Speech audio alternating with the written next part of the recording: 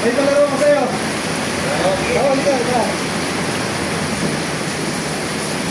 Ere, pera o kahon? Makinig eh. Ano? Oo, makinig. Pera o kahon? Okay. Gandang laro yan. Oh. 50 pesos. Pera o kahon? Okay. Oh. Siyempre kahon. 50 pesos, pera o kahon? Kahon. Kahon. Oh. 100 pesos. Pera o kahon? Kahon pa rin. Bali 150 na to. Ano? 150 ba? Mabigay, 150 ah. 150. 150. Pero kahon pa daw, kahon pa rin. Kahon. Isa rin. Oh, 50 pesos ulit. Pera o kahon? Bali 200. Bali 200. Pera o kahon? Kahon. Sige, lalaki na ko na to. Oh. 3,000. 200. Pera o kahon? Ako muna. 3,200. Pera o kahon?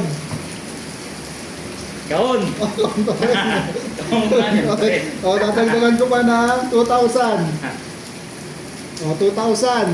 Bali 5,200. Oh. Pera o kahon?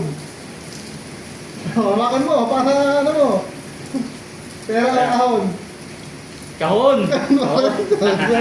Ah, Kahon. dagdagan ko ulit ng 2,000. Bali 7,200. Oh, pera o kahon? 1, 2, 3, 4, Oh, 7,200. Pera o kahon? Kahon pa rin, siyempre. Kahon ang pinay ko. Gagawin ko naman 10,000. Oh, are, todo ko na. 10,200. Pera o kahon? Ano, Kenneth? Ano? Ano?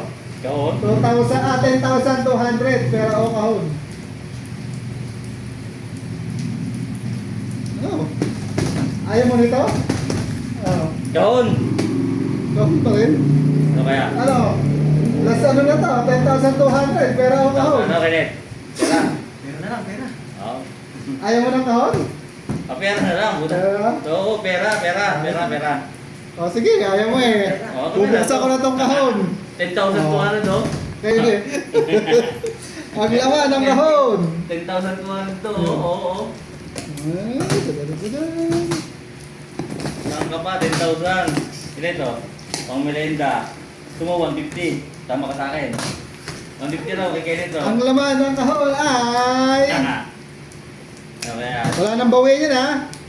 Eh, siyempre, pera to. 10,000 na to eh.